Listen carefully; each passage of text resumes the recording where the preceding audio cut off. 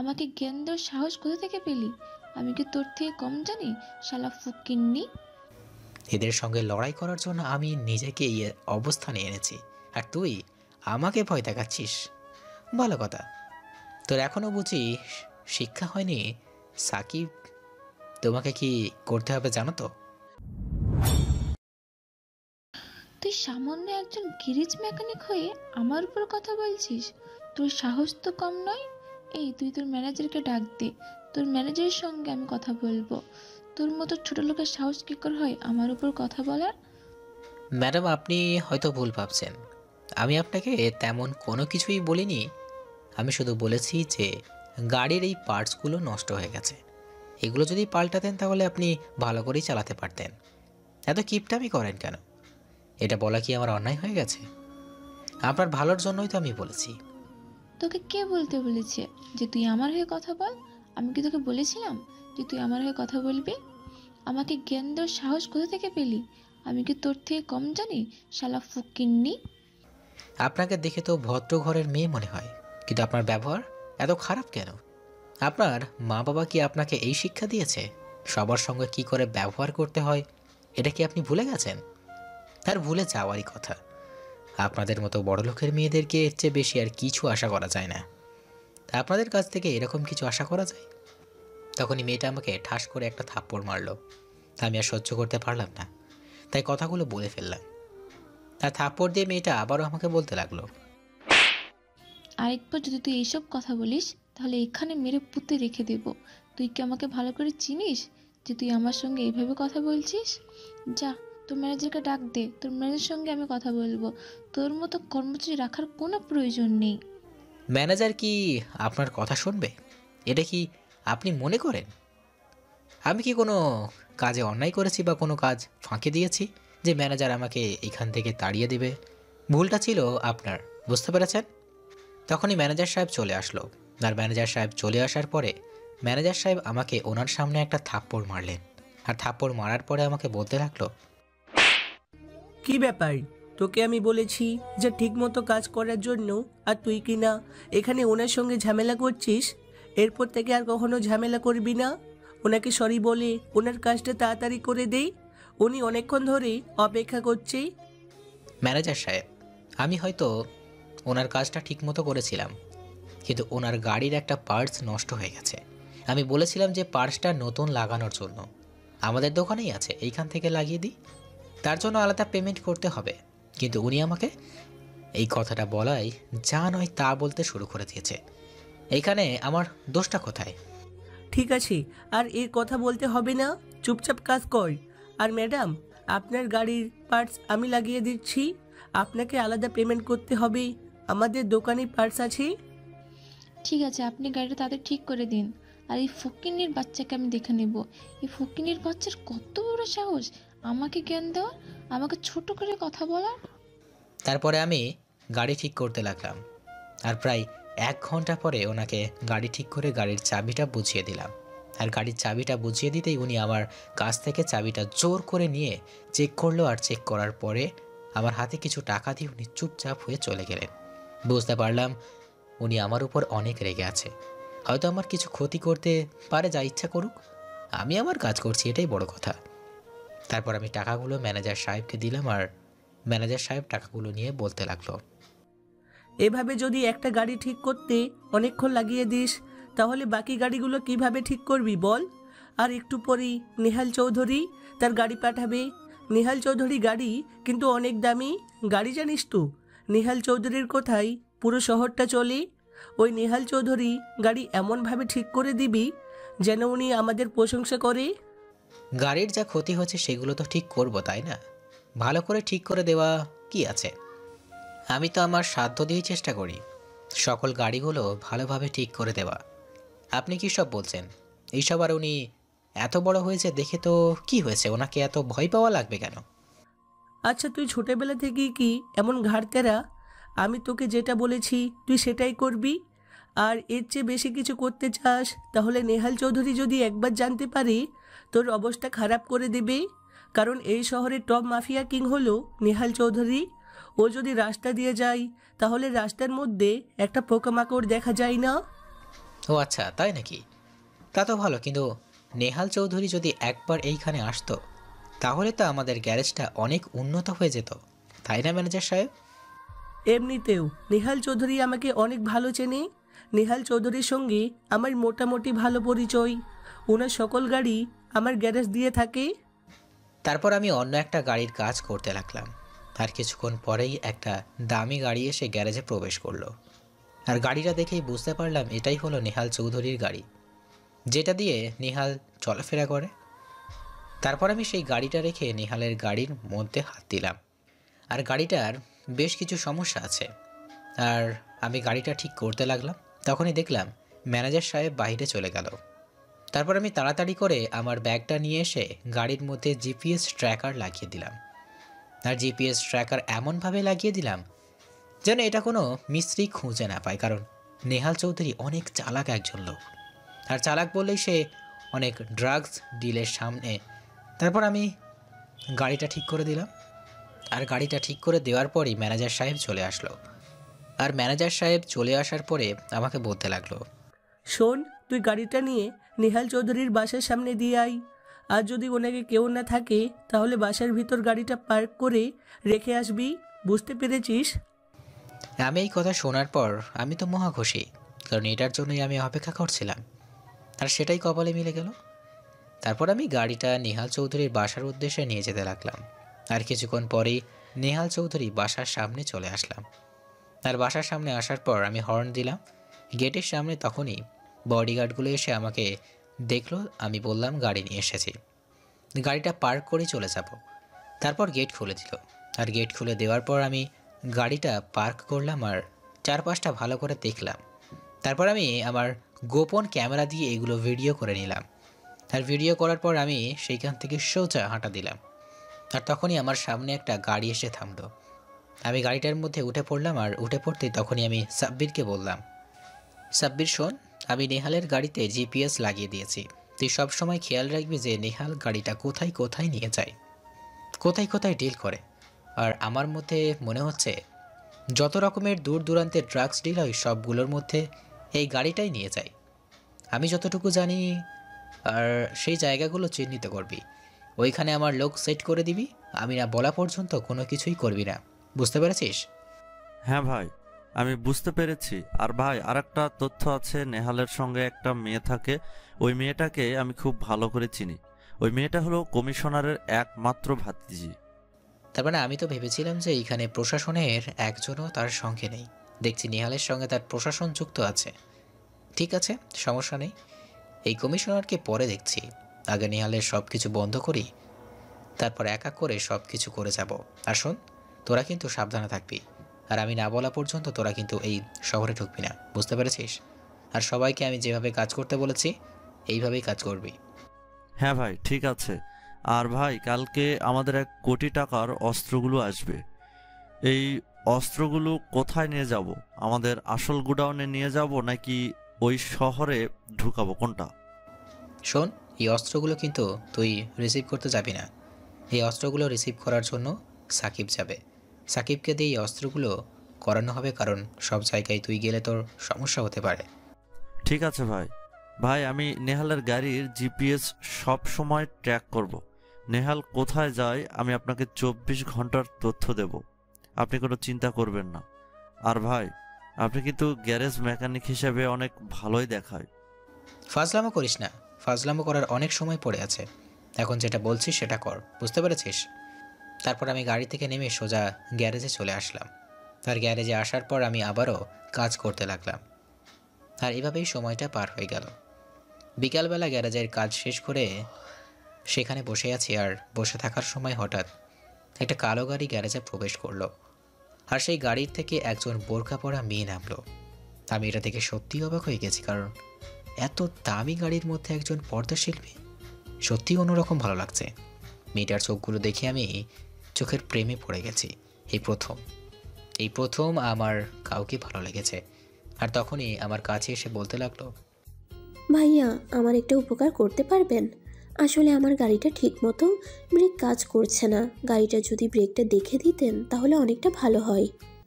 ঠিক আছে ম্যাডাম, আপনি এখানে কিছুক্ষণ অপেক্ষা করেন, আমি গাড়ি এখনই ঠিক করে দিচ্ছি।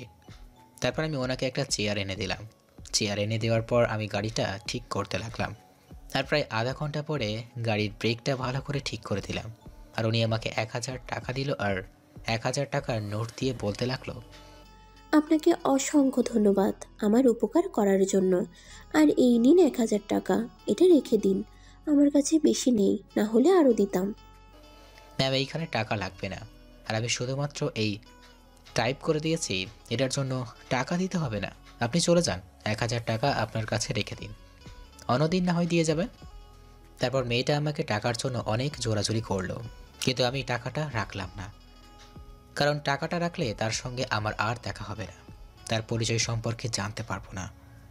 আমার তো তার সম্পর্কে জানতে হবে, আর যদি সব কিছু না জানতে পারি তাহলে কি আর হবে। এই প্রথম আমি কাউকে ভালোবাসলাম, সেই আমার প্রথম ভালোবাসা। তারপর মেয়েটা চলে গেল, আর মেয়েটা চলে যাওয়ার পর আমার গ্যারেজে বসে পড়লাম, আর এভাবেই সময়টা পার হলো। তারপর রাত 8টার সময় আমি বাসায় ফিরলাম, আর বাসায় ফেরার পর আমি ফ্রেশ হয়ে খাবার খেয়ে নিলাম। বুয়া রান্না করে গেছে। আমি খাবার খেয়ে বিছানায় বসে বসে ল্যাপটপে কাজ করছিলাম, আর তখনই সাকিব আমাকে কল দিল। আর সাকিব কল দিয়ে বলতে লাগলো, ভাই তাড়াতাড়ি গোডাউনে আসলে ভালো হয়, এইমাত্র আমি ওইটাকে ধরে এনেছি, আর কোনো কিছু স্বীকার করছে না, তার জন্যই। ঠিক আছে, তোরা তাহলে এইখানে থাক, আমি 10 মিনিটের মধ্যে আসছি। তারপর আমি রেডি হয়ে আর তাড়াতাড়ি করে গাড়ি নিয়ে আমার জায়গায় চলে আসলাম। সেখানে এসে দেখি ছেলেটা চেয়ারের সঙ্গে বেঁধে রেখেছে। তারপর আমি গিয়ে বুক বরাবর একটা লাথি মারলাম। লাথি মারার পর আমি জিজ্ঞেস করলাম, তোর সাহস কী করে হয়? তুই আমার ব্যাপারে অন্যদের কাছে তথ্য দিচ্ছিস?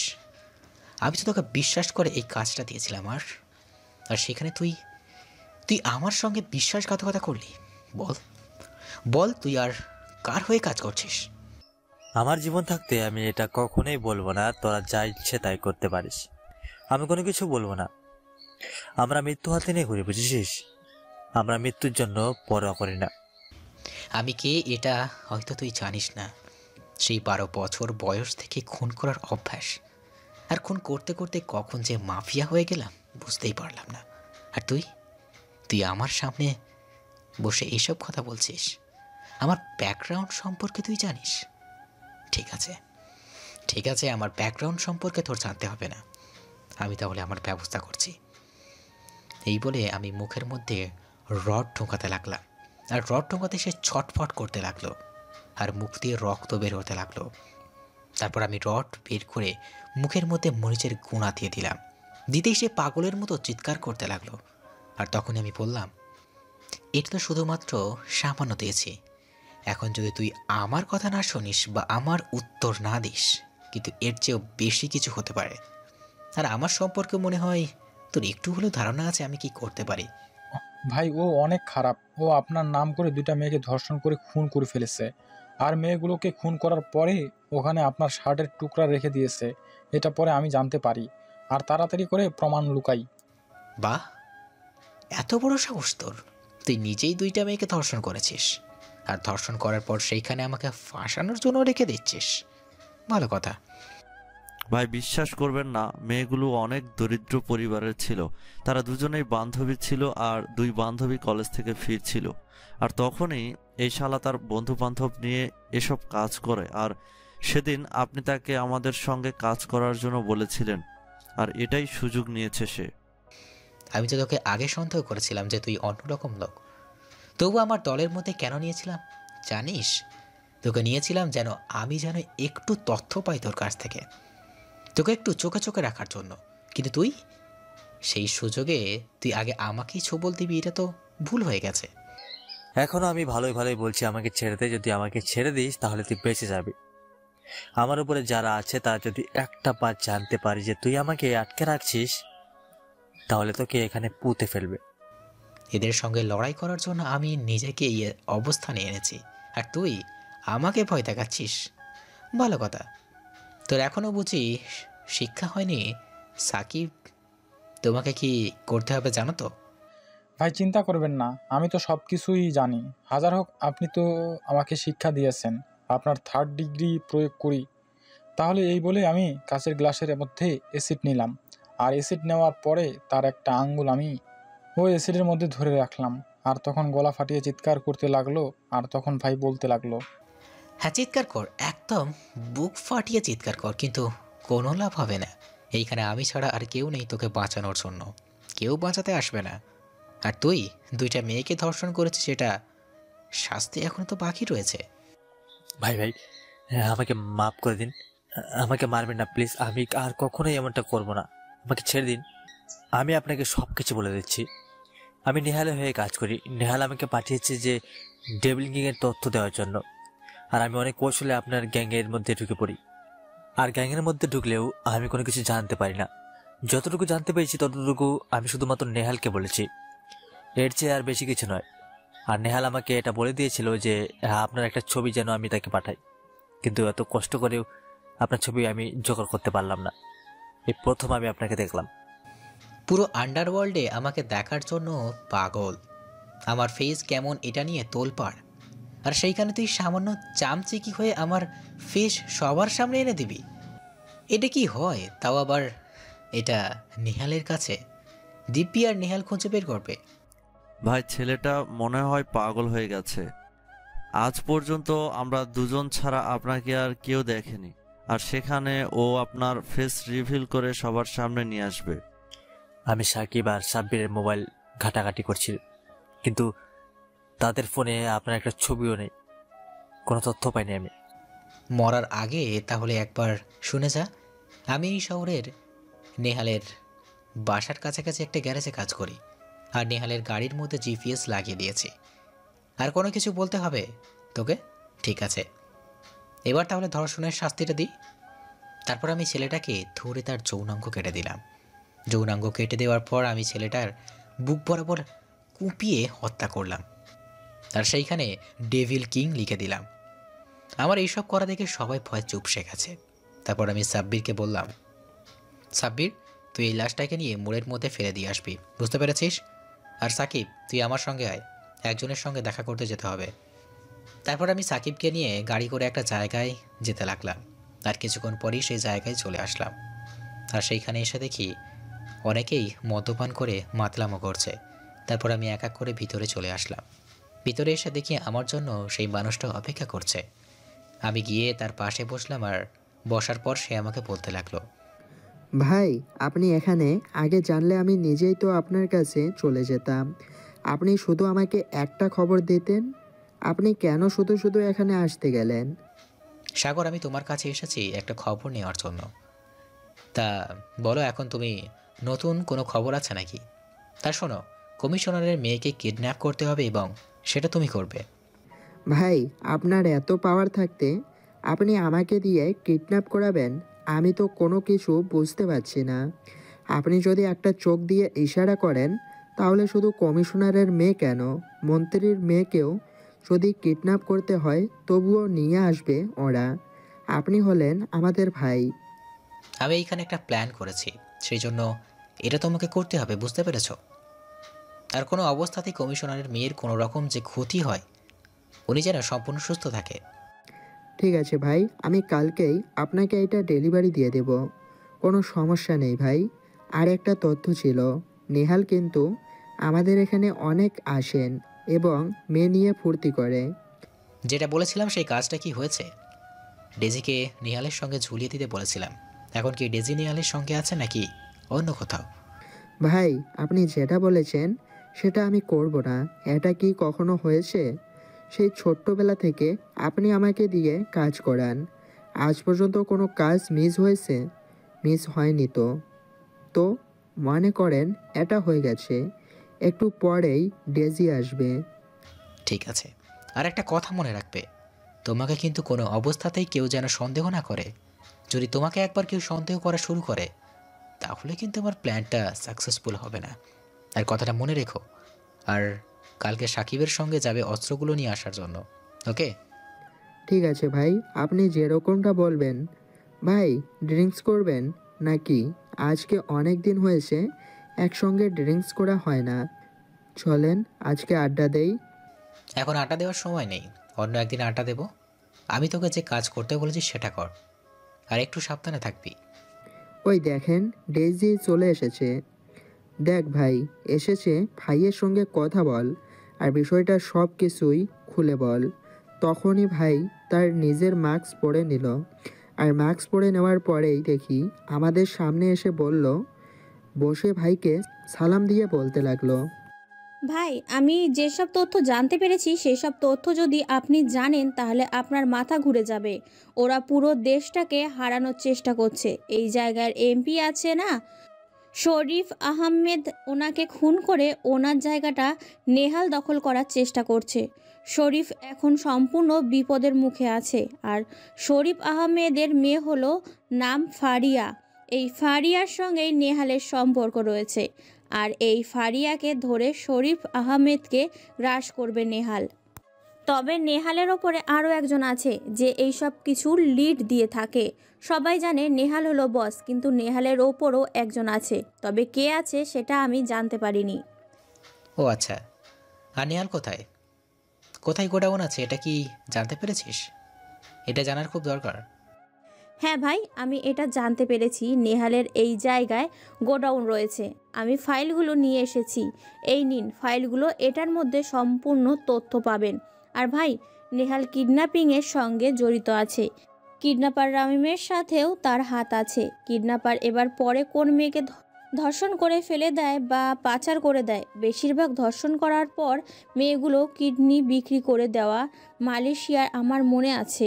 তার বস হয়তো মালয়েশিয়ায় থাকে, কারণ এত সব দেশ থাকতে মালয়েশিয়ায় তার কেন এত লোকজন? ও আচ্ছা, প্রশাসনের মধ্যে কারা কারা নেহালকে সাহায্য করছে এটা কি তুই জানিস? আর আমার জন্য তোকে তোর নিজের ইজ্জত দিতে হলো, তার জন্য আমি লজ্জিত। ভাই, আপনি এটা কি বললেন? আমাকে তো সেই দিনই নেহাল ধর্ষণ করে ফেলেছে। এখন আর নতুন করে আর কি করবে? সেই দিন যদি আপনি নিজের রক্ত দিয়ে আমাকে না বাঁচাতেন তাহলে আজকে আমি আর এখানে দাঁড়িয়ে থাকতে পারতাম না। আমি যেটা করেছিলাম এটা আমার দায়িত্ব ছিল, কিন্তু তুই যেটা এখন করছিস সেটা সত্যি অন্যরকম একটা কাজ।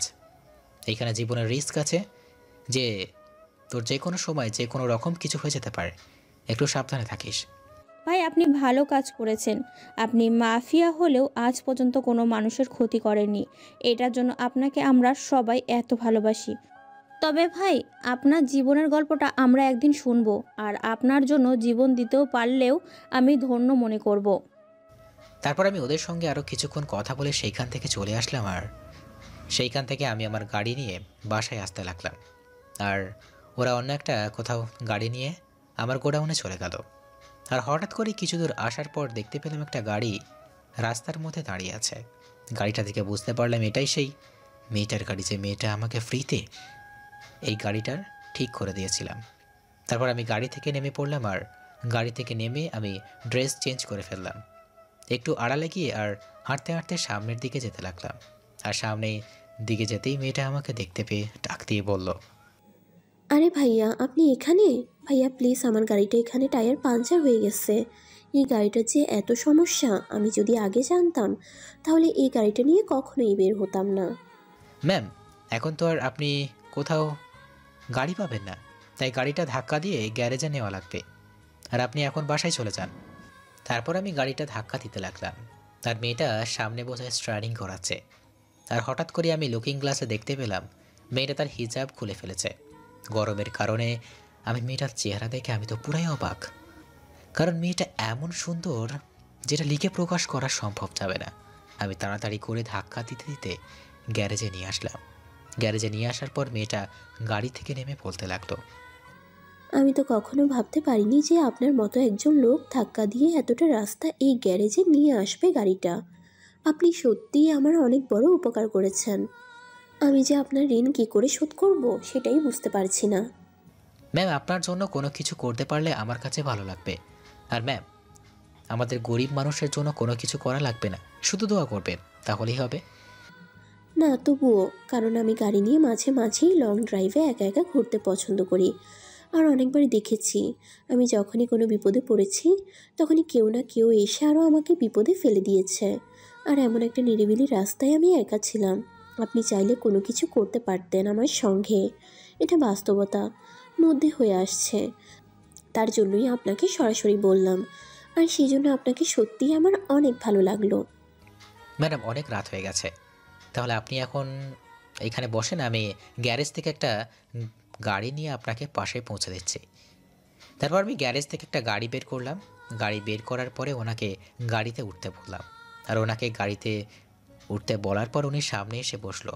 আর বসার পর আমি কিছুটা বিতর্ক হলাম, কারণ ওনার মতো একজন লোক আমার সামনে বসে যাচ্ছে। তারপর আমাকে নিজে থেকেই বলতে লাগলো, ও সরি, আমি আসলে আমার নিজের পরিচয়টা দিতে ভুলে গিয়েছিলাম। আমি তিশা চৌধুরী, শফিক চৌধুরীর একমাত্র কন্যা। আশা করি আমার বাবাকে ভালো করেই জানেন।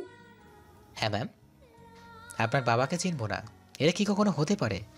আপনার বাবার মধ্যে আমাদের গ্যারেজের গাড়ি পাঠানোর সেজন্য ওনার সঙ্গে মোটামুটি একটা পরিচিত হয়ে গেছে। আচ্ছা, একটা কথা বলি, যদিও কথা বলাটা ঠিক না, ব্যক্তিগত প্রশ্ন। আচ্ছা, তোমাকে দেখে গ্যারেজের লোকের মতো মনে হয় না কেন? তোমাকে দেখে মনে হয় যে অনেক বড় কেউ একজন। তোমার চেহারা তো এরকমই বলে। ম্যাডাম, এসব আপনি কি বলছেন? আমার মতো গরিব ছেলেদের এত বড় কপাল আছে, আর চেহারা তো আল্লাহর দান। এই যে দেখুন, মানে বড় লোকের মেয়েদের তো অনেকভাবে চলাফেরা করে, তাই না? ক্লাবে যায়, এইখানে যায়, ওইখানে যায়, কিন্তু আপনি হিজাব পরে চলাফেরা করেন, বোরকা পরে চলাফেরা করেন। আপনার মতো বা কজনই আছে? আসলে আমার মা ছিল ধার্মিক, আর ছোটবেলা থেকেই আমাকে ওইভাবেই শিক্ষা দিয়েছে।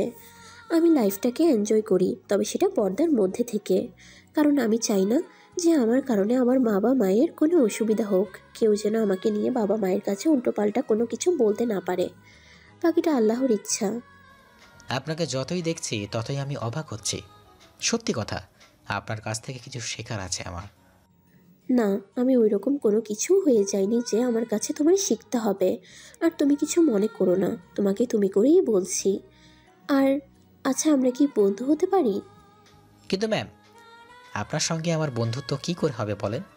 আপনারা তো বন্ধুত্ব থাকার কথা অনেক বড় বড় লোকেদের সঙ্গে, কিন্তু সেইখানে কিনা আপনি একজন গ্যারেজ মেকানিকের সঙ্গে বন্ধুত্ব করবে? এটা হয় না। কেন হয় না? আমি আমার স্ট্যাটাসকে কোনো কিছুই মনে করি না। যদি পজিশনের স্ট্যাটাসকে মূল্যায়ন করতাম তাহলে আজকে আমি এখানে থাকতাম না। আজকে আমি অন্যরকমভাবে থাকতাম। আমি সবাইকেই পছন্দ করি।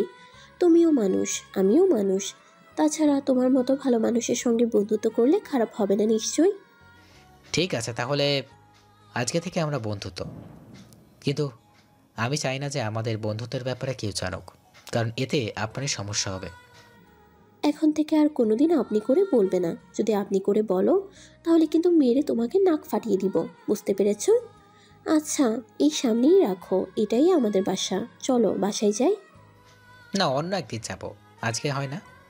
তুমি বাসায় চলে যাও, অনেক রাত হয়েছে, আর এইভাবে রাতের বেলা ঘোরাফেরা করাটা উচিত নয়, ঠিক আছে? এইভাবে যে রাতের বেলা ঘোরাফেরা করা উচিত নয় এটা তো আমি ভালো করেই জানি, কিন্তু এখন তো তুমি আছো, তোমাকে নিয়ে না হয় ঘুরতে যাব। তারপর আমি তিশার সঙ্গে আরও কিছু কথা বলে গাড়িটা নিয়ে সোজা গ্যারেজে চলে আসলাম। গ্যারেজে আসার পর গাড়িটা রেখে আমি সোজা বাসায় আসলাম। আর বাসায় আসার পর আমি ফ্রেশ হয়ে খাবার খেয়ে সেদিনের মতো ঘুমিয়ে পড়লাম। আমি রুমের মধ্যে এসে একা একাই হাসতে লাগলাম, কারণ আমি তো তোমাকে অনেক দিন ধরেই ভালোবাসি, আর তোমাকে কাছে পাওয়ার জন্য কত কিছুই না করেছি। তুমি কি মনে করেছো আমি তোমার ব্যাপারে কোনো কিছুই জানি না? এটা ভুল ভাবছো মিস্টার ইমরান। আমি তোমার ব্যাপারে সব কিছু জানি। ডেভিল কিং তুমি যে অপারেশন করতে এসেছো, এটা তো আমি অনেক আগে থেকেই জেনে ফেলেছি। আর যদি নাই জানতাম তাহলে তোমাকে আমি ভালোবাসতে পারতাম, কিন্তু তোমার কাছ থেকে সেই কাহিনীটা আমার শুনতে হবে।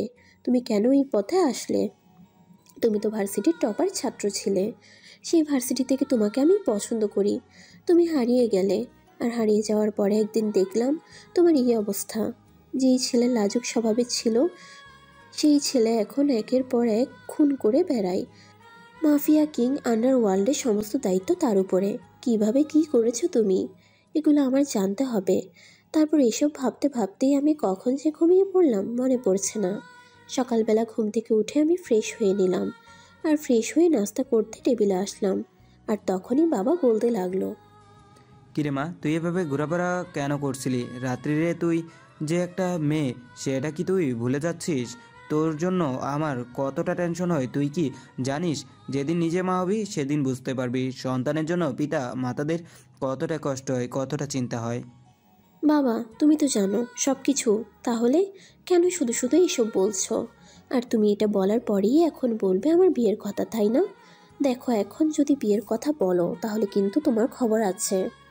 আজ প্রায় 2 বছর ধরে তুই ইমরানকে ভালোবাসিস, কিন্তু এখন পর্যন্ত ইমরানকে বলতে পারলি না কেন? এভাবে চুপ থাকলে কি হবে? বিয়ে করতে হবে তো তোর। আমি তোমার সঙ্গে এই বিষয় নিয়ে কখনো কথা বলতে পারবো না। তুমি নাস্তা করে অফিসে চলে যাও, আমার অনেক কাজ হচ্ছে, বুঝতে পেরেছো? আর আমার কোনো কিছু হবে না, তুমি নিশ্চিত থাকো। তারপর এভাবেই পার হয়ে যায় আরও বেশ কিছুদিন। এদিকে আমি সকালবেলা ঘুম থেকে উঠে তাড়াতাড়ি করে খাবার খেয়ে গ্যারেজে চলে আসলাম। গ্যারেজে আসার পরই ম্যানেজার সাহেব আমাকে দেখে বকা দিতে লাগতো। আমি অনেকটা দেরি করে এসেছি। এই ম্যানেজার সাহেবকে যে মাঝে মধ্যে ইচ্ছে করে যে শালাকে মেরে দিই, কিন্তু আমার কাজের জন্য কিছুই করতে পারছি না। আজ পর্যন্ত কেউ আমার উপর কথা বলার সাহস পায় না। আরও ও আমাকে অর্ডার দেয় এটা ওটা এনে দেওয়ার জন্য।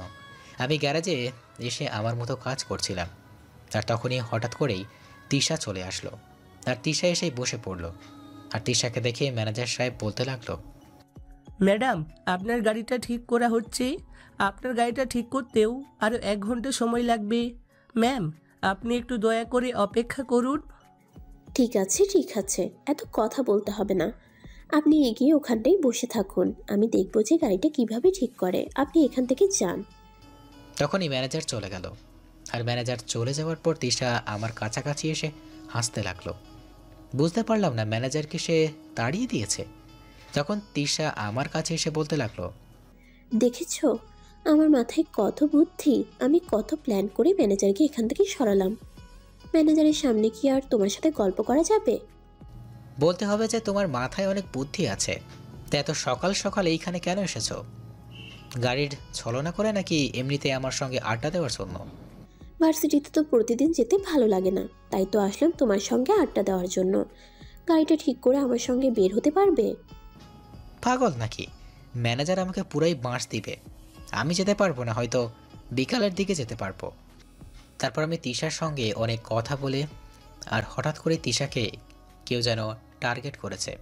আমি তাড়াতাড়ি করে তিশাকে ধাক্কা দিয়ে চেয়ার থেকে ফেলে দিলাম। আর ফলে দেওয়ার পর একটা গুলি পাশ দিয়ে চলে গেল। তারপর আমি তাড়াতাড়ি করে তিশাকে নিয়ে ভিতরে চলে আসলাম। আর ভিতরে আসার পর তিশা বলতে লাগলো, আমি তো কোনো কিছু বুঝতে পারছি না, ওরা আমাকে কেন গুলি করবে?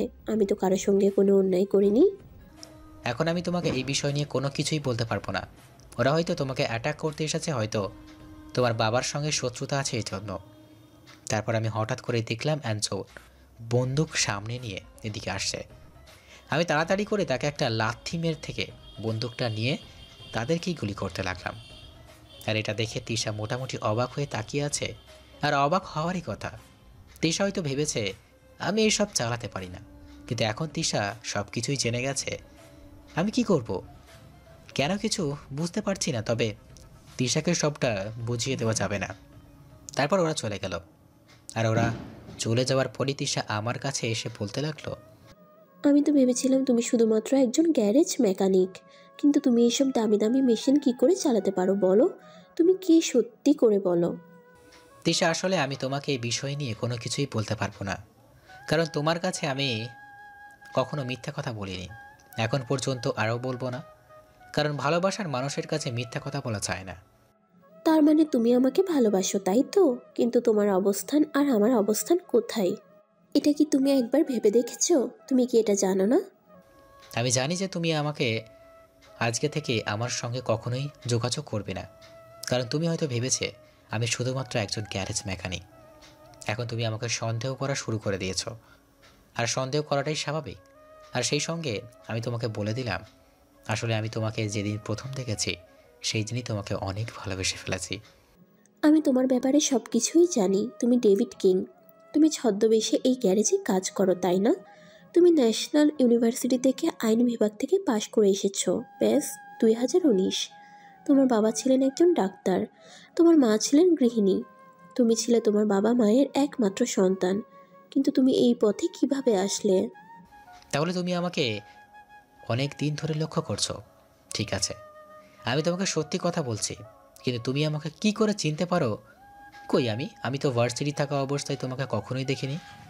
তুমি যে বছর ভার্সিটি থেকে বের হয়ে যাবে সেই বছর আমি ভার্সিটিতে নতুন ভর্তি হয়েছিলাম।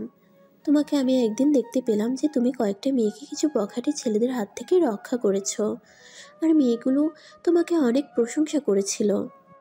আর এটা দেখার পরে মোটামুটি তোমার প্রতি একটা ভালো লাগা কাজ করে। তারপর ভার্সিটিতে সকলের তুমি সমস্যার সমাধান করে দিতে। বিশেষ করে কাপলদের মধ্যে ঝগড়া লাগলে তুমি সেটা সমাধান করে দিতে। সবার কাছে তুমি অনেক ভালো একজন ছেলে ছিলে।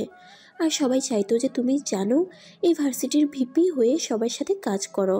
তারপর তুমি সবার কথা রক্ষা করতে তুমি ভিপি নির্বাচন করো, সেখানে তুমি বিপুল ভোটে জয়লাভ করো। তারপর তোমার কাছে যাওয়ার সাহস আমার হয়নি, যদিও আমি চাইলে পারতাম তোমার সঙ্গে দেখা করার।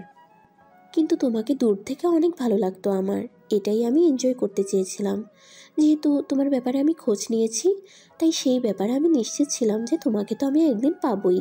তাহলে শুধু শুধু কেন সবার সামনে কথা বলতে যাব? লজ্জার কারণেই কথা বলিনি, তোমার সামনেও যাইনি কখনো। তুমি কি কখনো খেয়াল করতে যে কেউ তোমার পিছনে তো মাঝে মধ্যে, হ্যাঁ সেটাই আমি ছিলাম। আর মাঝে মধ্যে তুমি খেয়াল করতে যে তোমার বাইকের উপর কেউ গোলাপ রেখে আসতো, সেই গোলাপটা একমাত্র আমিই রেখে আসতাম। এসব দুষ্টুমি আমার কাছে অনেক ভালো লাগতো, আর সেই জন্য আমি এসবই চালিয়ে যেতে লাগলাম। তারপর হঠাৎ করেই তুমি ভার্সিটি আসা বন্ধ করে দিয়েছ। আমিও বাবার সঙ্গে বেড়াতে চলে গিয়েছিলাম, কারণ আমি যে একজনের কাছে জানতে পেরেছিলাম যে তুমি নাকি কয়েকদিন ভার্সিটিতে আসবে না। আর তখনই বাবা আমাকে নিয়ে বিদেশে যেতে চেয়েছিল, কারণ বাবার একটা অপারেশন হবে। সেই কারণে ঘোরাও হলো, প্লাস বাবার চিকিৎসাটাও হয়ে গেল। তারপর আমি বাবার সঙ্গে বিদেশে চলে আসি, কিন্তু অপারেশন করতে অনেক সময় লেগে যায়, আর তোমার সঙ্গে যোগাযোগ করতে পারিনি। সেখান থেকে অবশ্য চেষ্টা করেছিলাম যে তোমার নম্বরটা নেওয়ার জন্য, তোমাকে ফেসবুকে অনেক নক দিয়েছি, কিন্তু তুমি মেসেজ সিন করনি। তারপর প্রায় 6 মাস পর ফিরেছিলাম, আর ফেরার পরে জানতে পারলাম তুমি নাকি মারা গেছো, তোমার পরিবারকে নাকি কেউ মেরে ফেলেছে। কিন্তু সত্যি কাহিনীটা যে কী সেটা আমি জানি না। ঠিক আছে, তাহলে শোনো, আমি ভিপি হওয়ার পরে অনেকটা দায়িত্ব বেড়ে গিয়েছিল, অনেকজনের সাথে আমার পরিচয় হয়েছিল। বিশেষ করে রাজনৈতিক দিক দিয়ে আমি ইনভলভ হয়ে গিয়েছিলাম, যেটা বাবা মা দুইজনেই পছন্দ করতো না। আমি বাবা মাকে অনেক বুঝিয়েছি, আর অনেক বোঝানোর পরে বাবা একদিন বলল আমি যাই কিছু করি না কেন মানুষের জন্য কোনো ক্ষতি যেন না করি, কারণ বাবা মানুষের সেবা করে, সেখানে আমি যদি ক্ষতি করি তাহলে মানুষের লোকে খারাপ বলবে, আর নিজের কাছে একটা খারাপ লাগবে, তাই না? তো এইভাবে অনেকজনের সাথেই পরিচয় হয়। আর রাজনীতিতে প্রবেশ করার পরে অনেক অবৈধ কাজ আমাকে দিয়ে করতে চেয়েছিল, যেহেতু আমার অনেক মানুষ ছিল, তার জন্য আমাকে দিয়ে অনেক কাজ করতে চেয়েছিল। কিন্তু এইগুলো আমি আমার ভার্সিটিতে প্রবেশ করতে দিতাম না। বিশেষ করে ড্রাগস, ফেন্সিডি, এগুলো আমি আমার ভার্সিটিতে প্রবেশ করতে দিতাম না। এটা নিয়ে আমি প্রিন্সিপালের সঙ্গে অনেক কথা বলেছি। উনিও আমাকে বলেছিল যে তুমি তোমার মতো কাজ করে যাও, আমরা তোমার পাশে আছি। কিন্তু এইসব যে আমি না করি, সকল কাজে তাদের বাধা দিই, সেই জন্য আমার অনেক শত্রু বেড়ে গিয়েছিল। আমার জন্য ওরা ব্যবসা করতে পারছিল না। তো একদিন একটা কাজ, আমি খুলনায় চলে আসি। এখানেও এসেছি একজনের সঙ্গে দেখা করতে, বিশেষ করে এমপি সাহেবের সঙ্গে দেখা করতে এসেছিলাম। আর সেদিন রাতেই সবাই মিলে আমার মা বাবাকে খুন করে, সাথে আমার খুব কাছের ভাই ব্রাদার ছিল তাদেরকেও। তারপর আমি সেইখানে এমপি সাহেবকে ফেলে আসতে যাব, তখনই এমপি সাহেবও আমাকে আটকে ফেলে এমপি সাহেব আমাকে অনেক নির্যাতন করে একটা নদীর পাড়ে ফেলে আসে। ওরা হয়তো ভেবেছিল আমি মারা গেছি, তার মানে এটা তাদের প্ল্যান ছিল। তারপর নদীর পাড়ে একটা লোক আমাকে তুলে নিয়ে গিয়ে সুস্থ করে, শেষবার আমি আমার মা বাবার মুখটা পর্যন্ত দেখতে পারিনি। তারপর থেকেই আমি নিজেকে এই অবস্থায় ছড়িয়ে ফেলি। এখন আমি আন্ডারওয়ার্ল্ডের কিং। সবাই তো শুনলে হয়তো তোমার এখন ঘৃণা হচ্ছে, কারণ আমি অনেক মানুষকেই মেরেছি। কিন্তু বিশ্বাস করো আমার এটা ছাড়া কোনো কিছুই করার ছিল না। আমি যে পর্যন্ত সবাইকে মেরেছি নিজের হাতে শাস্তি দিতে, সে পর্যন্ত এইসব চলবে। আমি তোমার সব কিছু শোনার পরেও আগে যেমনটা আমি তোমাকে ভালোবাসতাম, এখনও আমি ঠিক তেমনটাই তোমাকে ভালোবাসি।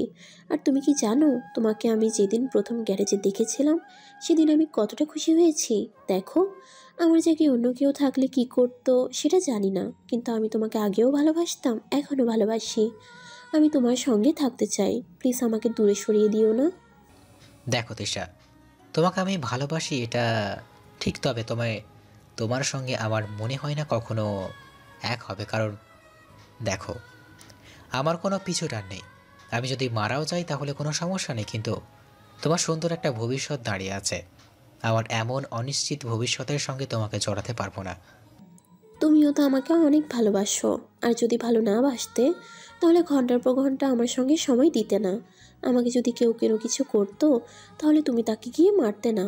এই যে একটু আগে তুমি আমাকে বাঁচালে, এটা কখনোই করতে না আমার জন্য। তোমার চোখে ভালোবাসা দেখেছি, আর কত উদাহরণ চাও তুমি। দেখো তিশা, তুমি আমার ব্যাপারটা কেন বুঝতে পারছো না? আমি তোমাকে বলে বোঝাতে পারবো না এই বিষয়টা, কারণ আমার জীবনে কোনো লক্ষ্য নেই। আমি কি করব না করব সেটা আমি নিজেও জানি না। তোমাকে সাথে রেখে তোমার জীবনটা নষ্ট করতে পারবো না। প্লিজ তুমি ফিরে যাও, আর কখনো আমার সঙ্গে যোগাযোগ করবে না। আমি তোমাকে সব কিছু থেকে ব্লক করে দিব, আর কোনোদিন আমি তোমার সামনে আসবো না, তুমিও আমার সামনে আসবে না। প্লিজ প্লিজ তুমি যদি আরেকটা এসব কথা বলো তাহলে কিন্তু আমি আমার নিজেকে শেষ করে দেব। তখন বুঝতে পারবে আমি কী ছিলাম তোমার জীবনে। এত বছর ধরে তোমাকে আমি ভালোবাসি, এতদিন ধরে আমি পাগলের মতো ছটফট করেছি তোমাকে একটা নজর দেখার জন্য, আর এখন তোমাকে আমি কাছে পেয়েছি, আর এখন তুমি আমাকে দূরে সরিয়ে দিচ্ছ। এটাই কি তাহলে তোমার শেষ কথা? যদি এটাই তোমার শেষ কথা হয় তাহলে আমি আমার নিজেকেই শেষ করে দেব। তুমি তাহলে তো ভালো থাকবে, তাই না? প্লিজ দিশা, তুমি কেন শুধু শুধু পাগলামি করছো? তুমি আমার কথাটা বুঝতে কেন পারছো না? বোঝার চেষ্টা করো। আমি অনেক বিপদের মধ্যে থাকি, কখন কি হয়ে যায় ঠিক নাই। তুমি আমার একটা আলাদা টেনশন, আমি এই টেনশনটা নিতে যাচ্ছি না। আমি একমাত্র তোমার পিছু টান, আর আমার জন্যই তুমি সব কিছু ছেড়ে আমার জন্য তুমি ভালো হয়ে যাবে। আমি চাই তুমি সেই আগের মতো ফিরে আসো। আর তুমি তো আর অশিক্ষিত নও, তুমি একজন শিক্ষিত ছেলে। শিক্ষিতরা এভাবে কথা বলে না, তাদের সুন্দর জীবন হয়। সবার জীবন সুন্দরভাবে হয় এমন তো কোনো কথা নেই, কিন্তু কিছু কিছু জীবন এভাবেই শেষ হয়ে যায়। বুঝতে পেরেছ? সময় এবং পরিস্থিতি তাকে পরিবর্তন করতে বাধ্য করে। তখনই তিশা কান্না করতে করতে আমাকে শক্ত করে জড়িয়ে ধরল। আমিও আর নিজেকে সামলাতে পারলাম না, আমিও তিশাকে শক্ত করে জড়িয়ে ধরলাম। আর এভাবেই কতক্ষণ সময় পার হয়ে গেল বুঝতেই পারলাম না। তারপর আমি তিশাকে নিয়ে সারাটা দিন ঘুরে বেড়ালাম, আর সারাদিন ঘোরাফেরা করে আমি তিশাকে বাসায় এগিয়ে দিয়ে যাচ্ছি। আর তখন তিশা আমাকে বলতে লাগলো, আমি তোমাকে একটা কাজে সহযোগিতা করতে পারি। শোনো, কমিশনারের ভাতিজি ফারিয়া কিন্তু নেহালের সঙ্গে কাজ করে। হয়তো সে সবার সামনে আসে না, কিন্তু ওই ফারিয়া যে কতটা খারাপ আর ওই ফারিয়া যে কতটা জঘন্য কাজ করে থাকে এটা তোমাকে বলে বোঝাতে পারবো না। আমরা একই ভার্সিটিতে পড়াশোনা করি, আর সেই জন্যই আমি খুব ভালো করে জানি। আগের ভার্সিটি থেকে তো চলে এসেছি, কারণ বাবার ব্যবসার কাজে এখানে থেকে গেছে। তারপর আমাকে এখানে নিয়ে এসেছে। এই ভার্সিটিতে এসে অনেক কিছু দেখেছি এবং দেখছি। ঠিক আছে, তুমি নিজেকে একটু সাবধানে থেকো, তাহলেই হবে। আর আমাকে নিয়ে তোমার এত চিন্তা করতে হবে না, বুঝতে পেরেছো? তুমি নিজে সেফ থাকলে আমি টেনশন মুক্ত থাকবো। তারপর এইভাবে কথা বলতে বলতে তিশাকে বাসার সামনে নামিয়ে দিয়ে আমিও বাসায় চলে আসলাম। আর বাসায় আসার পর আমি ফ্রেশ হয়ে খাবার খেয়ে নিলাম, আর খাবার খেয়ে আমি ল্যাপটপে কাজ করতে লাগলাম। তখনই সাকিব কল দিয়ে বলতে লাগলো, ভাই, আমাদের 2 ট্রাক ভর্তি আমাদের অস্ত্র এসেছে। আমাদের কাছে এখন ফুল লোড জিনিসপত্র আছে, তাদের সঙ্গে লড়াই করতে পারবো আমরা। আমি সকল জায়গা থেকে লোক এনে গোডাউনে রেখেছি, সবাই আপনার সঙ্গে দেখা করতে চাচ্ছে। কি করব? শোন, এখন আমি তোকে ইমেইলে কিছু ফাইল পাঠাচ্ছি, ওই ফাইলগুলো দেখে দেখ। নেহালের সমস্ত জায়গাগুলো ধ্বংস করে দিবি। নেহাল যে যে জায়গাগুলো তার অপকর্ম আছে সবগুলো ধ্বংস করে তার লোকগুলোকে মেরে ফেলবি। আমি চাই জায়গাগুলো ধ্বংস হোক, নেহাল যেন কিছুটা ভয় পেয়ে যায়। আর সব কিছু কমপ্লিট করার পরই আমি তাকে অ্যাটাক করব। ঠিক আছে, আপনি যেভাবে বলবেন আমরা সেভাবেই করব। আমি আপনার কথা মতোই সব জায়গায় লোক পাঠিয়ে দিচ্ছি, আর আমাদের বিশ্বাস আমরা এই কাজগুলো খুব ভালোভাবেই করতে পারবো। নেহালের কোনো ক্ষমতা নেই আমাদের ওপর কিছু করার। তারপর আমি সাকিবের সঙ্গে আরও কিছু কথা বললাম।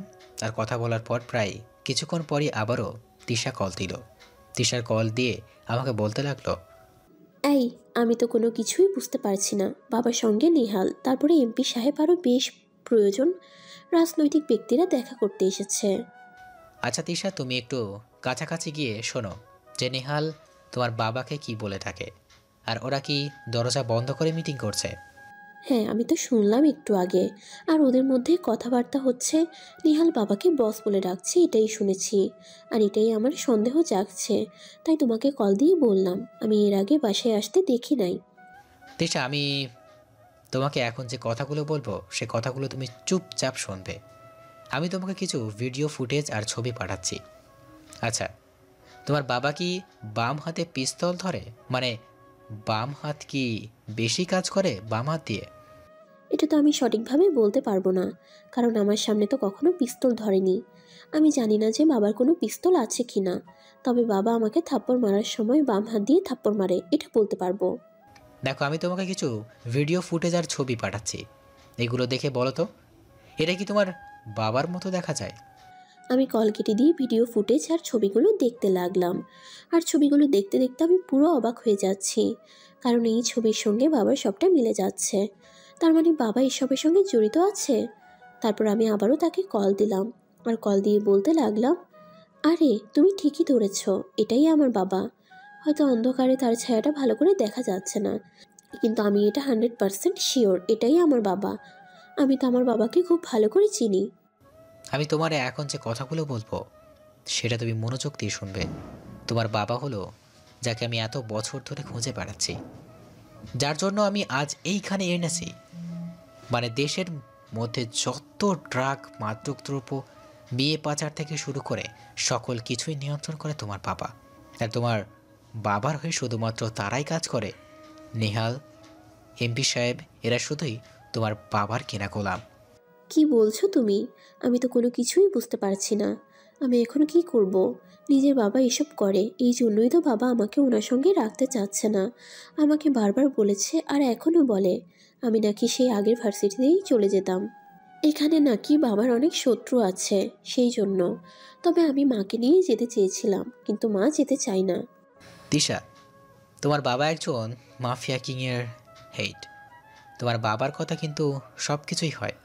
তাই আমি যা কিছু করব, আমি কিন্তু তোমাকে দেখে করব না, তোমার বাবাকে দেখে। আমি তাকে কখনো ক্ষমা করব না, কারণ উনি আমার বাবা মাকে মেরেছে। ওনার ষড়যন্ত্রে আমি এতগুলো লোক হারিয়েছি। সবাই আমার খুব কাছের ছিল। হ্যাঁ, এটা ঠিক যে আমি তোমাকে অনেক ভালোবাসি, কিন্তু ভালোবাসা এক জিনিস আর প্রতিশোধ হলো আর এক জিনিস। আশা করি তুমি বুঝতে পেরেছো। আমি তেমন সুন্দর করে কোনো কথা বলতে পারি না, যা বলি সরাসরি বলি। এখন তুমি যদি আমাকে ছেড়ে চলেও যাও, তাহলে আমি তোমাকে কখনোই বাধা দিব না, কারণ তোমার কাছে এটা খারাপ থাকতে পারে যে আমি তোমার বাবার সঙ্গে রক্তারক্তি যাচ্ছে। আমার বাবা যেসব অন্যায় করেছে আর যেসব অপকর্ম করেছে, তার জন্য উনি ঠিকই শাস্তি পাবে। তার জন্য আমি তোমাকে ছেড়ে চলে যাব, এটা কোনো কথা হলো? আমাদের ভালোবাসা ঠিক থাকবে। বাবা যা করেছে সেটার জন্য তো শাস্তি পাবে। এখানে আমার আর কি বলার আছে? ঠিক আছে, তুমি তাহলে ফোনটা কাছাকাছি নিয়ে যাও। আমি ওদের কথাবার্তাগুলো একটু শুনবো। ওরা কি সব কথা বলছে সেটা আমার শুনতে হবে। তারপর তিশা মোবাইলটা নিয়ে কাছাকাছি নিয়ে গেল, আর কাছাকাছি যাওয়ার পরই আমি ওদের কথাবার্তাগুলো শুনতে লাগলাম।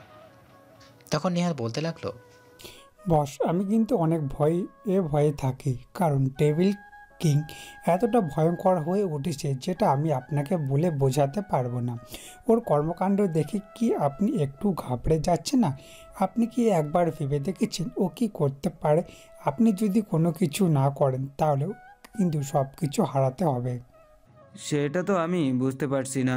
ও তো এতদিন সবার সামনে ছিল না, আমাদের কিছু করেনি, কিন্তু হঠাৎ করে এসে এসব কিছু সামনে নিয়ে আসছে। আর দিনের পর দিন প্রশাসনের যন্ত্রণা, আর এদিকে তার যন্ত্রণা, আমি পুরো পাগল হয়ে যাচ্ছি। আমাদের সমস্ত গোডাউনে আগুন লাগিয়ে দিয়েছে, আগুন লাগিয়ে আমাদের লোকগুলোকে মেরে ফেলেছে, আর এমনভাবে নৃশংসভাবে মেরেছে যেটা দেখার মতো নয়। সে কোথায় থাকে, কি করে, তার কোনো ছবি কিন্তু কোনো কিছুই তো আমাদের কাছে নেই। আর আমি ফারিয়াকে বলেছি, কিন্তু ফারিয়া তো কোনো ব্যবস্থা করতে পারছে না। ওই ফারিয়াকে বিয়ে কোনো কিছু হবে না, কারণ ওই ফারিয়া তো ওই ডেভিল কিংকে খুঁজে পাচ্ছে না। আমাদের যত লোক আছে শত লোককে একসাথে আসতে বল, আমি কিছুদিনের মধ্যেই তাকে অ্যাটাক করব। যদি ওর কিছু নাই জানেন তাহলে আমরা কি করে অ্যাটাক করব? আর আপনি এখনও এই কিছুদিন, এদিকে আমি অনেক টেনশনে আছি, কোন সময় কোন দিক দিয়ে মেরে ফেলে ঠিক নেই। আমাকে যদি একবার ধরে ফেলতে পারে তাহলে কিন্তু আমি আপনার নাম ফাঁস করে দেব। শোন, আমি বিদেশ থেকে অস্ত্র বানিয়েছি, বুঝতে পেরেছিস? আর ওদের একটাকে ধরে যতটুকু জানতে পেরেছি ততটুকু দিয়েই হবে, আর কোনো কিছু লাগবে না। তুই সব কিছু ব্যবস্থা কর, কালকেই আমি তাকে অ্যাটাক করব। এই কুত্তার বাচ্চার এত বড় সাহস, ওই কুত্তার বাচ্চা আমার বিরুদ্ধে এসে এই জায়গায় দখল করে নেবে। ওর বাপ মাকে তো আমি নিজের হাতে খুন করেছি, এখন সে বাকি। সেদিন তো ওটাকে মেরে ফেলেছি এমপি সাহেব, কিন্তু কোথা থেকে যে এসে কিভাবে বেঁচে উঠলো সেটাই বুঝলাম না। ওর বাবার সামনে ওর মায়ের সঙ্গে আমি বিছানা গরম করেছি, বুঝতে পেরেছিস? ওর মাকে আমি ধর্ষণ করে তারপরে নৃশংসভাবে হত্যা করেছি। আমি যে কতটা খারাপ এটা তো এই বাচ্চা ছেলে জানে না, এখন জানতে পারবে। আমি এসব কথা শোনার পরে আমি যেন নিজের কানকে বিশ্বাস করতে পারছিলাম না, কারণ এটা আমার বাবা। আমার এখন বাবা বলতেও লজ্জা লাগছে। এরকম একটা বাবার ঔরসে আমার জন্ম হয়েছে। নিজের প্রতি একটা ঘৃণা কাজ করছে। এদিকে আমি কল কেটে দিলাম, আর কল কেটে দেওয়ার পর আমি আমার গোডাউনে যেতে লাগলাম। আর আমি আমার গোডাউনে এসে সবাইকে বুঝিয়ে দিলাম কিভাবে কি করব ও আমাকে কালকে অ্যাটাক করবে। আর আগেই আমি তাদেরকে আজকে অ্যাটাক করব সাব্বিরকে বলতে লাগলো, ভাই এই দিনটার জন্য আমরা অনেক দিন ধরে অপেক্ষা করে আছি। আজকে সেই কাঙ্ক্ষিত দিন এসেছে। ভাই বিশ্বাস করেন, আমাদের জীবন দিয়ে দিব, তবুও ওদেরকে ছেড়ে দেব না। ওদেরকে আমরা কুত্তার মতো মারবো। ভাই ওর সঙ্গে যারা যারা আছে তারা সবাই আজকের নাইট ক্লাবে যাবে, আর নাইট ক্লাবে যাওয়ার পরে ওরা সবাই সেখানে আড্ডা দেবে, এনজয় করবে, আর এখানেই আমরা অ্যাটাক করব। ভাই ওই শফিক চৌধুরী যে এতটা খারাপ এটা তো কেউ আমরা এতদিন জানতাম না। ও সবার মুখোশের আড়ালে এরকম ভাবে থাকতো। ওর মুখোশটা এটা যদি আগে জানতে পারতাম। তারপর আমি তাদের সঙ্গে আরও কিছু কথা বললাম, আর কথা বলার পরে আমি সবাইকে রেডি হয়ে নিতে বললাম। আর এভাবেই বেশ কিছুক্ষণ পার হয়ে গেল, আর তখনই প্রায় 500-র মতো ছেলে চলে আসলো। আমি তাদের সঙ্গে কথা বললাম, সবাই আমার হয়ে কাজ করে। তারপর ওদেরকে বুঝিয়ে দিলাম কিভাবে কি করতে হবে। আর রিসিভ করতে করতে আরও বেশ কিছু সময় পার হয়ে গেল। গাড়িটা করে সেই ক্লাবের দিকে যাচ্ছে, এটা তার এলাকায়, এটা আমি ভালো করেই জানি। আর কিছুক্ষণ পরেই আমি সেইখানে পৌঁছে দেওয়ার পরই আমি তিশাকে কল দিলাম। আর কল দেওয়ার পর তিশার নাম্বারটা বন্ধ। আমি খুবই চিন্তিতই পড়ে গেলাম তিশাকে নিয়ে, কারণ ওরা কোথায় গেছে, তিশার কোনো ক্ষতি হয়ে যায়নি তো। তখনই আমার ফোনে একটা কল আসলো, আর আমি কলটা রিসিভ করলাম। আর ওপাশ থেকে কেউ একজন বলতে লাগলো, কিরে তুই কি মনে করেছিস আমি তোর ব্যাপারে জানতে পারবো না? তুই ছদ্মবেশে থাকিস বলে কি তোকে আমি চিনতে পারবো না? তোকে আমি খুব ভালো করে চিনতে পেরে গেছি। তুই কে, তোর খুব কাছের একজন লোক, তার কাছ থেকে তোর কথা জানতে পেরেছি মাত্র, এজন্যই তোর সাথে কল দিলাম। আয়, তোর সঙ্গে দেখা করার খুব ইচ্ছে, সামনাসামনি দেখবো। অনেক ভুল করছিস আমাকে ডেকে আনলে। নিজের মৃত্যুর সময়টা গুনতে থাক, কারণ আমি আসলেই তোর মৃত্যু হব। তোকে আমি আমার নিজের হাতে মারব, আর এমনভাবে মারব যেটা ইতিহাস সাক্ষী হয়ে থাকবে। আরে রাগ তোর সাক্ষী, এই শফিক চৌধুরী একদিনে তৈরি হয়নি, বুঝতে পেরেছিস? এই শফিক চৌধুরী অনেকদিন ধরে আন্ডারওয়ার্ল্ডের রাজত্ব করছে, তবে সেটা তুই সবার সামনে এনেছিস। তুই আমার অনেক বড় ক্ষতি করেছিস, আমার ব্যবসা বন্ধ করে দিয়েছিস, আমার লোকগুলোকে কুত্তার মতো মেরেছিস। তুই যেটা 15 বছর ধরে এই জায়গায় সাধনা করতে করতে এসেছিস, আর আমি তোর জায়গায় আসতে মাত্র 2 বছর সময় নিয়েছি। 1 বছর নিজেকে গুছিয়ে আর 1 বছর নিজেকে এইখানে এনেছি। তাহলে বুঝতে পারছিস আমি কীরকম? তোর আদরের ভালোবাসা আমার কাছে এসে কষ্ট পাচ্ছে। মেয়েরা সব কিছু জানতে পারে গেছে, তাকে তো বাঁচিয়ে রেখে কোনো লাভ নেই। আর সবাই জানে ও আমার মেয়ে, আসলে তো আমার মেয়ে না। তার বাবা ছিল অনেক বড় বিজনেসম্যান, আর আমি ছিলাম তার বাবার একমাত্র ম্যানেজার। আমি তার বাবাকে খুন করে ছোটবেলায় তার দায়িত্বটা নিয়ে নিই। দায়িত্বটা কিনে নিয়েছিলাম জানিস, কারণ সমস্ত সম্পত্তি ছিল তার নামে করা। 18 বছর হয়ে গেছে, আর কিছুদিন আগে আমি সাইন করিয়ে নিয়েছি। এখন তাকে বাঁচিয়ে রেখে কোনো লাভ নেই। নে কথা বল। তুমি আমাকে প্লিজ বাঁচাও, ওরা আমাকে অনেক মারছে, আমি আর সহ্য করতে পারছি না, প্লিজ একটু তাড়াতাড়ি আসো। তিশা, আমি থাকতে তোমার কোনো কিছুই হবে না, তুমি ভয় পেও না। আমি এখনই আসছি, তুমি আমার জন্য ঠিক থাকবে। তারপর আমি কল কেটে দিলাম। কল কেটে দিয়ে আমি তাড়াতাড়ি করে তার দেওয়া ঠিকানায় যেতে লাগলাম, আর সবাইকে বুঝিয়ে দিলাম কিভাবে কি করতে হবে। তারপর আমি গাড়ি থেকে নেমে সামনের দিকে হাঁটা লাগলাম, আর তখনই দুইটা ছেলে এসে আমাকে নিয়ে গেল। আমি তাদের সঙ্গে যেতে লাগলাম। ওরা আমার হাত থেকে পিস্তলটা নিয়ে নিল। কোনো সমস্যা নেই। তারপর আমাকে নিয়ে ভিতরে আসলো, আর ভিতরে আসার পর আমি দেখতে লাগলাম ওরা উপর থেকে নেমে আসছে। এমপি সাহেব, নেহাল, শফিক আরও কয়েকজন লোক, সবাই একসঙ্গে তারা কাজ করে, এটাই বোঝা যাচ্ছে। তারপর আমাকে দেখে শফিক বলতে লাগলো, আমি হলাম রাজার রাজা, কিন্তু এখন আমি পুরো নিঃস্ব হয়ে গেছি শুধুমাত্র তোর জন্য। তোর বাবাকে কেন মেরেছিলাম জানিস? কারণ তোর বাবাকে বলেছিলাম যে হাসপাতালে যত রোগী থাকবে সব রোগীর কিডনিগুলো আমার কাছে দিয়ে দেওয়ার জন্য। কিন্তু তোর বাবা এটার জন্য রাজি হয়নি। ও তো আমাকে পুলিশের ভয় দেখিয়েছে, আমার বিরুদ্ধে মামলা করেছে। এই জন্য তোর বাবাকে মেরেছি। তোকে বলেছিলাম আমার সঙ্গে কাজ করার জন্য, কিন্তু তুইও না করেছিলি নেহালকে, এমপিকে। তুমি যেসব অন্যায় করেছিস সেটা যে কতটা জঘন্য এটা তুই বুঝতে পারবি। এখন তুই এই সমাজটাকে নষ্ট করে দিয়েছিস। তার জন্য ছেলে মেয়ে উভয়ই কেন কোনো কিছুতেই নিরাপদে থাকতে পারে না। ছেলেদের ভয় হলো তারা নেশায় আসক্ত হয়ে যাবে, কারণ মেয়েদের ভয় হলো তাদেরকে তুলে নিয়ে গিয়ে ধর্ষণ করে মেরে ফেলা হবে। তার জন্য এই দেশের মানুষের কষ্ট হচ্ছে অনেক। আরে দেশের মানুষের কষ্ট হচ্ছে তাতে তোর কি? তোকে তো আমি অনেক অফার দিয়েছিলাম এমপির মাধ্যমে, কিন্তু তুই তো সেই অফারটা নিতে চাসনি, আর এর জন্য তোকে এখন মরতে হবে। যে কিনা তোকে ছোটবেলা থেকে বাবা ডেকে এসেছে, তাকে কিডন্যাপ করে তার উপর অত্যাচার করার মন মানসিকতা তোর কিভাবে হলো? কারণ যে তোকে বাবা ডাকতো তার মধ্যে কি একটুও মন মানসিকতা, মনুষ্যত্ব বলতে কিছুই নেই? আমার মধ্যে এসব কোনো কিছুই নেই, বুঝতে পেরেছিস? আমি শুধুমাত্র টাকাকে ভালোবাসি, আমার কাছে টাকাই সব। আর আমি তাকে এমনিতে মেরে ফেলতাম, ও সন্দেহ করা শুরু করে দিয়েছিল আমার কাছে। তারপরে আমাকে কয়েকজন মারতে আসলো। আমি তাদেরকে পেটের মধ্যে কয়েকটা ঘুষি দিতেই ওরা মাটিতে শুয়ে পড়লো, আর মাটিতে পড়ে যেতেই তখনই তিশাকে ওরা অত্যাচার করতে লাগলো। আমি বাধ্য হয়ে মারামারি বন্ধ করে দিলাম। আর তারপর দেখলাম আমার হয়ে কাজ করতে রামিম আর সাগর তাদের দুইজনকে মেরে ফেলেছে, তাদেরকে হত্যা করেছে। একসময় আমি সহ্য করতে না পেরে অজ্ঞান হয়ে গেলাম, আর তখনই চারিদিক থেকে গোলাগুলির শব্দ ভেসে আসলো।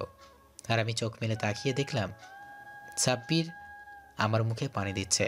তারপর সাব্বির বলতে লাগলো, ভাই এত তাড়াতাড়ি শেষ হয়ে গেলে চলবে? আমাদের প্রতি সুখ দিতে হবে না? আন্টি আঙ্কেলের মৃত আত্মা কষ্টে আছে, আপনি উঠুন। আমি উঠে সবাইকে গুলি করতে লাগলাম। ওরা প্রায় সবাই মারা গেল। আমি দেখতে পেলাম নেহার আর শফিক সাহেব এখান থেকে পালাচ্ছে। আমি তাদেরকে ধরে গিয়ে আর ইচ্ছে মতো মারতে লাগলাম। তখনই শফিক বলতে লাগলো, তুই আমাকে ক্ষমা করে দে, আমি আর কখনো এমন কাজ করব না। এটাই আমার শেষবারের মতো জীবন ভিক্ষা দে। আমি এ দেশ ছেড়ে চলে যাব, তুই এ দেশে থাকবি, রাজত্ব করবি। যদি আমার রাজত্ব করার ইচ্ছে থাকতো তাহলে এটা আমি অনেক আগেই করতে পারতাম।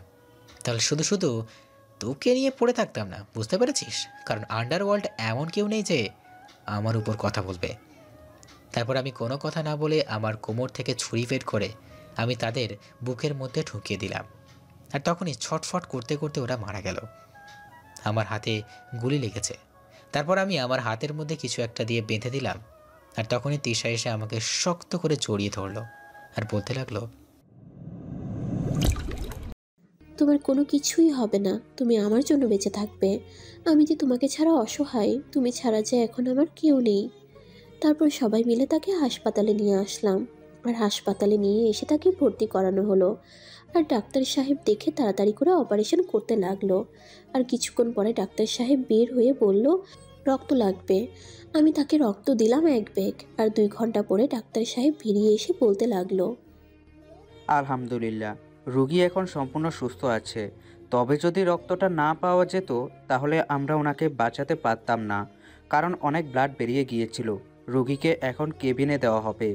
আর রোগীর সামনে এখন কথা বলবেন না, ওনার জ্ঞান ফিরলে ধীরে ধীরে কথা বলতে পারবেন। তারপরে ডাক্তার চলে গেল। আর ডাক্তার চলে যাওয়ার পরে কিছুক্ষণ পরেই তাকে কেবিনে দেওয়া হলো। আর কেবিনে দেওয়ার পরে আমি তার পাশে বসে মাথায় হাত বুলিয়ে দিতে লাগলাম, কারণ হাতে 2টা গুলি লেগেছে। 2টা গুলির মধ্যে 2টা গুলি ভিতরে রয়ে গেছিল। যদি গুলিগুলো বের হয়ে যেত তাহলে কোনো সমস্যা হতো না। প্রায় 2 ঘন্টা পরে তার জ্ঞান ফিরল। আমি তার হাতটা শক্ত করে ধরলাম। তখনই এসে আমাকে ইশারায় ডাকলো। আমি তার কাছে গিয়ে শক্ত করে জড়িয়ে ধরলাম। কি ব্যাপার, এত কান্না করছো কেন? আমি তো এখনো সুস্থ আছি। আর ডেভিল কিংয়ের কি এত তাড়াতাড়ি মৃত্যু হতে পারে বলো? আমাদের এখনো কত স্বপ্ন বাকি আছে। আর তোমার কাছ থেকে আমাকে কেউ নিতে পারবে না, একমাত্র আল্লাহ ছাড়া। আর যদি এরকম একটা পরিচয় বলো না, তাহলে কিন্তু আমি তোমাকে মেরে ফেলবো বলে দিলাম। তুমি একজন অ্যাডভোকেট, বুঝতে পেরেছো? এটাই তোমার আসল পরিচয়। এইসব মাফিয়া কিন্তু তোমার কোনো পরিচয় নয়। আমি কোনো মাফিয়া কিংয়ের বউ হতে চাই না। ঠিক আছে, আজকে থেকে আর কখনোই এই সব কাজ করব না। সব কিছু শেষ করে তোমার জন্য। সাব্বির, সাকিব, আজকে থেকে সব কিছু ছেড়ে দে। আমি আর এই লাইনে নেই। এখন থেকে সবাই সাধারণ মানুষের মতো বাঁচব, মানুষের জন্য কাজ করব। তারপরে এভাবেই পার হয়ে গেল কয়েকটা দিন। আমিও সুস্থ হয়ে গেলাম। তারপর বিয়েটা হয়ে গেল আমাদের। এখন আমি দাঁড়িয়ে আছি বাসর ঘরের সামনে। আর আমি বাসর ঘরের সামনে চেয়ারে বসেই সবার সঙ্গে আড্ডা দিচ্ছি। মূলত এইখানে বারান্দা, তাই বারান্দার মধ্যেই আড্ডা দিচ্ছি। আর তখনই দেখলাম তিশা আমার সামনে চলে আসলো। আর তিশাকে বাসর ঘর থেকে বেরিয়ে আসতে দেখে সবাই অবাক হয়ে গেল। আর তখনই সবার উদ্দেশ্যে বলতে লাগলো, এই তোরা কি কোনোদিন মানুষ হবি না বলতো? এখানে বসে বসে ভালো কথা বল, কোনো সমস্যা নেই, কিন্তু এসব আবারও মাফিয়ার ব্যাপারে কথা বলছিস। কোথায় কি হলো, কে কি করলো, এসব কি কথা বলার কোনো প্রয়োজন আছে? আর তোমাকে কি আমি এসব কথা বলতে না বলেছি না? তুমি আমার ওইসব কথা বলছো? আরে আমরা তো শুধুমাত্র আড্ডা দিচ্ছিলাম আর পেছনের কথাবার্তাগুলো বলছিল। এটা তো আর তেমন কোনো কিছু না, তাই না? আমি তো তোমাকে কথা দিয়েছি, মাথা ছুঁয়ে কসম কেটেছি, আর কখনো এইসব কাজ করব না। তারপর সাব্বির, সাকিব, আরও কয়েকজন ছিল, ওরা সবাই ভয় পালিয়ে গেল। আর ওরা মুচকি হাসছে। তারপর আর আমিও রুমে প্রবেশ করলাম। আর রুমে প্রবেশ করতে তিশা দরজা লাগিয়ে দিল। আর দরজা লাগিয়ে দেওয়ার পরে আমাকে ধাক্কা দিয়ে বিছানায় ফেলে দিল। আর বিছানায় ফেলে দেওয়ার পর আমার উপর উঠে বলতে লাগলো, বাহিরে যত যাই কিছু করো না কেন, কিন্তু বাসায় আসলে, বাসায় আসার পরে আমি কিন্তু এখানকার হোম মিনিস্টার। আমার উপরও কিন্তু একটা কথাও বলবে না, বুঝতে পেরেছো? আর এখন আর কিন্তু কোনো কথা হবে না, শুধু রোমান্স হবে। তোমাকে আমি আদর করতে পারবো না। তোমাকে আদর করে শুধু শুধু আর লস হবে, বুঝতে পেরেছো? আর আমি এমনিতেও আদর করতে জানি না, কারণ কখনো কাউকে আদর করিনি তো, তার জন্য। ও, তুমি তো তাহলে কখনোই আদর করনি। ঠিক আছে, তুমি তাহলে শুয়ে থাকো, আমি তোমাকে আদর করছি, পরে দেখবে এমনিতেই হয়ে গেছে। আর আদর করলে বাবা হতে পারবে, আর না হলে তো বাবা হতে পারবে না। তারপরে দুইজনে মিলেই হারিয়ে গেলাম এক অজানা রাজ্যে। আর এভাবেই না হয় চলতে থাকুক আমাদের মিষ্টি ভালোবাসার গল্পটা। নতুন নতুন ভালোবাসার গল্প পেতে আমাদের চ্যানেলটি এখনই সাবস্ক্রাইব করে রাখুন আর পাশে থাকবেন।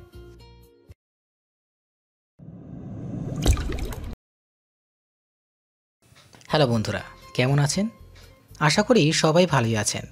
তো গল্পটি ভালো লাগলে একটি লাইক করে দিবেন আর আপনাদের মতামতটা জানাবেন। আর যারা রানার আইডি চ্যানেলে নতুন, তারা রানার আইডি চ্যানেলটিকে সাবস্ক্রাইব করে পাশে থাকবেন। ধন্যবাদ। আসসালামু আলাইকুম।